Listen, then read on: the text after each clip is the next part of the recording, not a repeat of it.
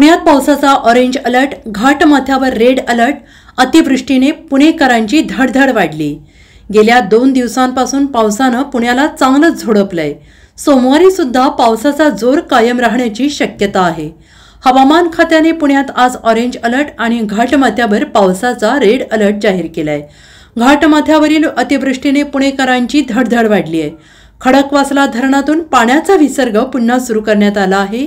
रविवारी रात्री उशिरा 31,000 क्युसेकपेक्षा अधिक पाण्याचा विसर्ग मुठा नदीपात्रात करण्यात आलाय आणि त्यामुळेच शहरातील नदीकाठचा रस्ता जलमय झाला असून हा रस्ता गेल्या 2 दिवसापासून वाहतुकीसाठी बंद आहे.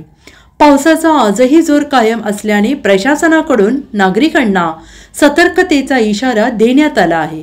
पुण्यात सतत पडणाऱ्या पावसामुळे पुणे पूर परिस्थिती निर्माण होऊ नये म्हणून महापालिकेने जय्यत तयारी केली आहे. शहरातील 41 बाधित ठिकाणांवर डोळ्यात तेल घालून लक्ष आपत्कालीन टीम तैनात ठेवण्यात आल्या आहेत. Bureau report SBN Marathi, Pune.